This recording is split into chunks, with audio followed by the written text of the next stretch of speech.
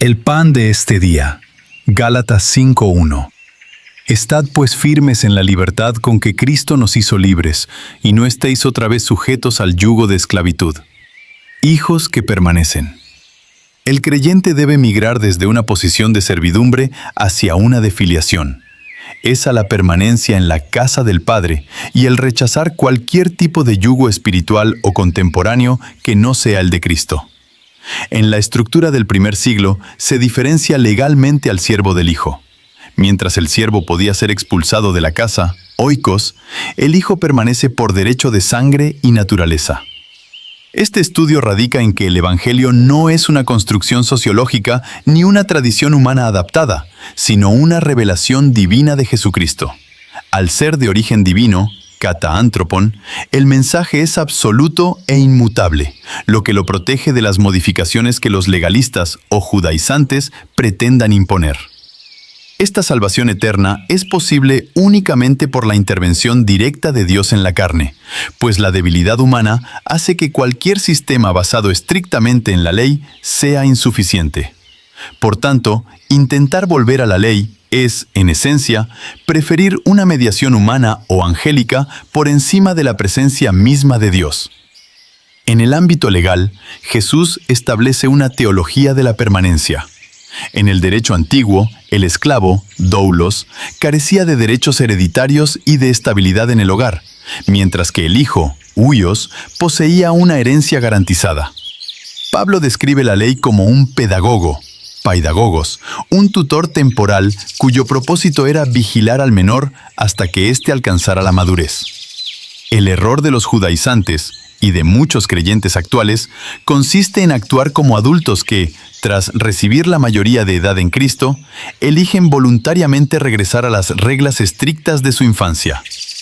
La obra de Cristo consistió en comprarnos del mercado de esclavos, exagorase, para otorgarnos la adopción, huiotesia, de modo que el espíritu que clama, Abba, Padre, sea nuestra evidencia legal de que ya no somos propiedad del pecado.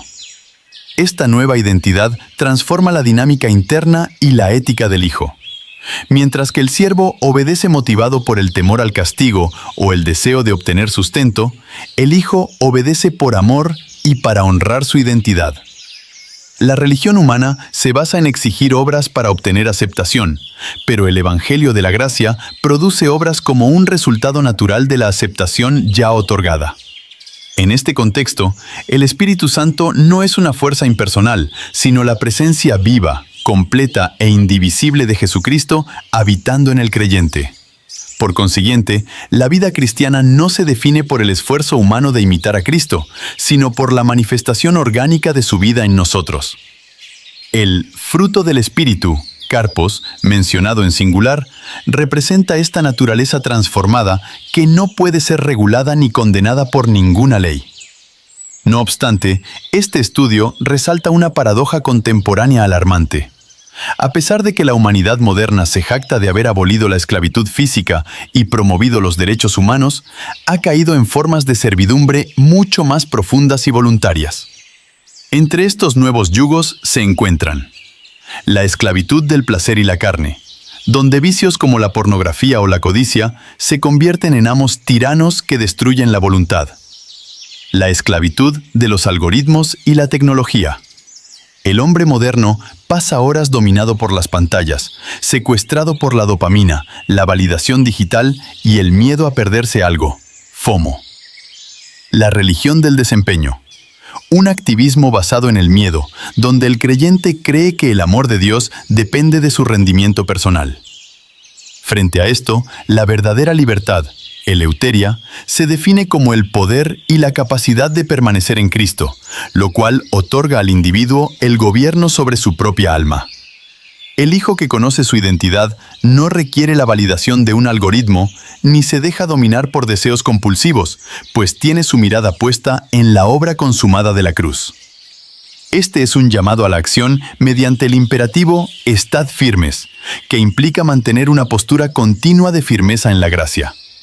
Los creyentes deben abandonar la cocina del siervo, caracterizada por el sudor y el miedo, para ocupar su lugar en la mesa del Hijo, disfrutando de la comunión plena con el Padre.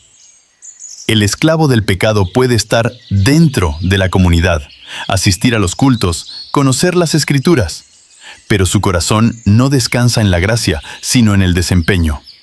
Por eso cuando falla, se esconde. Cuando triunfa, se enorgullece. Pero el hijo, aunque tropiece, sabe que su lugar en la casa no depende de su perfección, sino de la fidelidad del padre.